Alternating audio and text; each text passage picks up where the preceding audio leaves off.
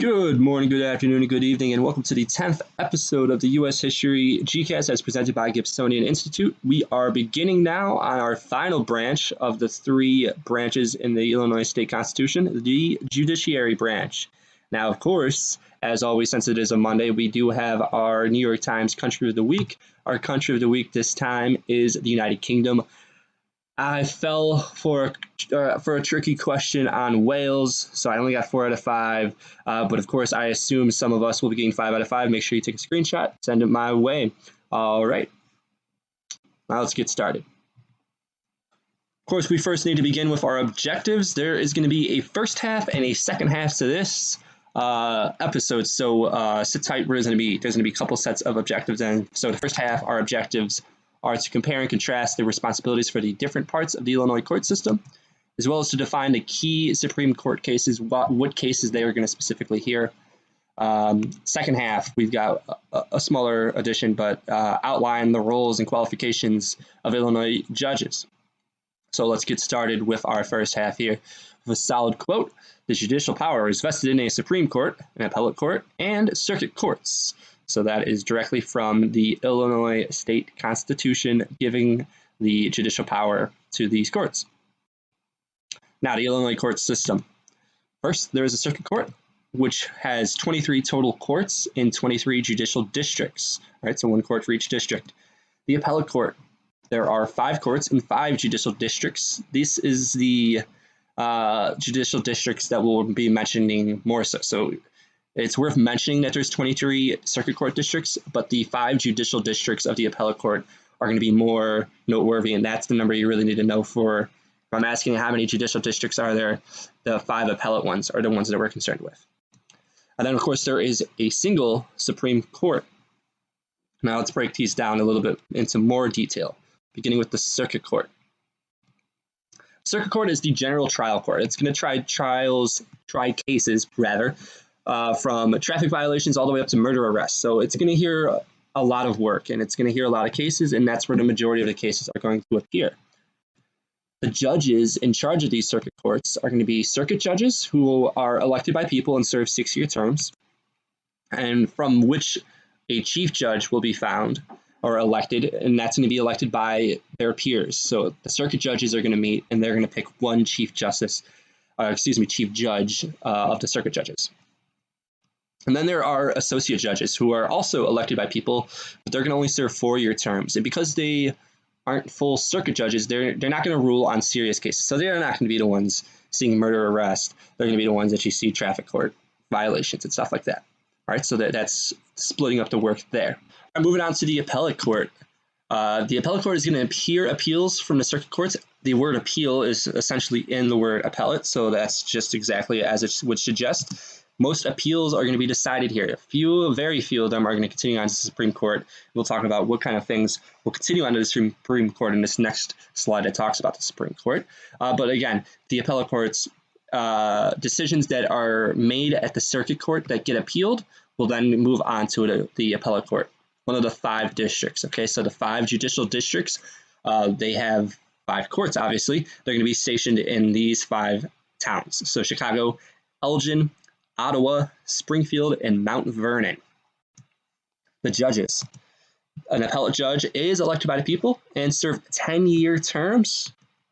And a panel of 3 judges must hear the appeal, and 2 must agree for a decision. So at least 2 judges need to be on the same side of the decision in order for that decision to be made. Moving on now to the Supreme Court. This is the highest court in the state.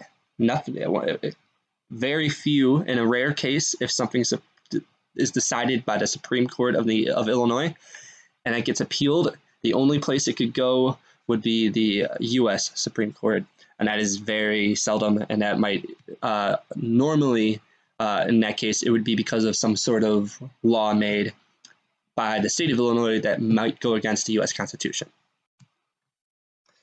Of course, the Supreme Court of Illinois can declare Illinois laws unconstitutional, of course, regarding the Illinois Constitution. The Supreme Court will hear cases from lower courts on constitutional issues or extreme importance. So if it's a very high-level case that's getting a lot of publicity, it might make its way to the Supreme Court, or if it has something to do with the Constitution of Illinois. They also have original jurisdiction on 3 instances where they are going to be the ones that hear the case first. It's going to be on revenue involving taxes, so if something bigger than just one single person's not paying its taxes, that's not going to be the case. It's most going to be bigger revenue cases. Mandamus, which is ordering a public agency to perform an act after it refused to do so. So let's say for some reason I went to the Secretary of State's office and they refused to give me a license even though I had everything, all the paperwork. I would be able to appeal to the Supreme Court to make them give me my license. Habeas corpus, which would be determining if a person should be lawfully held in prison or jail based on what crime they may have been committed. All right. And then the judges for the Supreme Court are elected by people and also serve 10-year terms. There's 7 total judges, and it's broken down based on the 5 appellate judicial districts. So 3 are going to first come from the 1st Judicial District, Chicago, and then 1 from each of the 2nd, 3rd, 4th, and 5th districts. Now, we've reached our halftime, so what I want you to do is take a break here, go to Classroom and complete the assessment for the first half. All right, and then you can come on back and we'll get started with the second half. All right, we're back to the second half now. We got to realign with our objective, which is to outline the roles and qualifications of Illinois judges. Qualifications.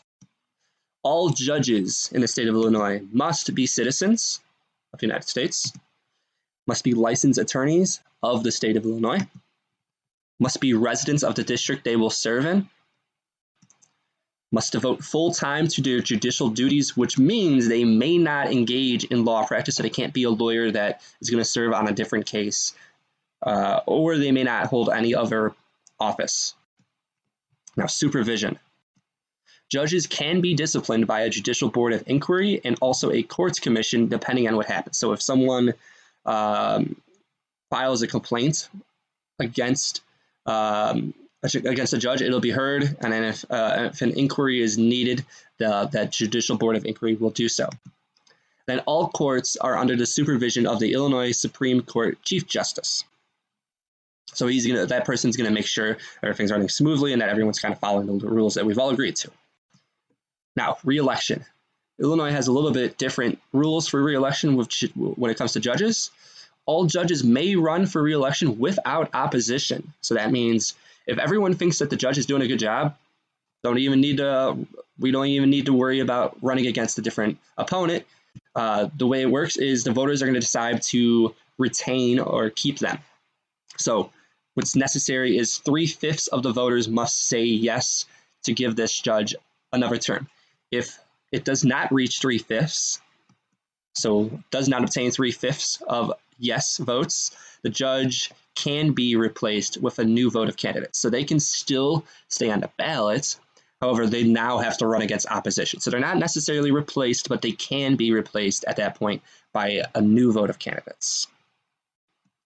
So this completes our judicial branch lessons. Make sure you go back and complete the second half assessment.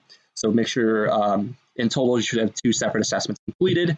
When we come back on Wednesday, we will be looking to review and we'll be finishing off this branch, and we'll revisit iCivics again as well. The work that you're completing, the assessments, will be due Tuesday night, so make sure you get those done in a timely fashion. You don't have to get it all done in one day, but just make sure you get them in the appropriate time.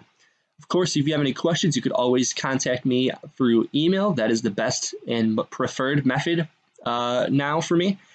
You can comment on Classroom or YouTube, but those are harder for me to respond immediately with. If you email me, I can at least respond in multiple different ways. So that is the preferred method. But of course, if you have any questions, you can also come see me at the office hours from 12:30 to 1. So as always, thank you for watching, and I look forward to seeing you again soon.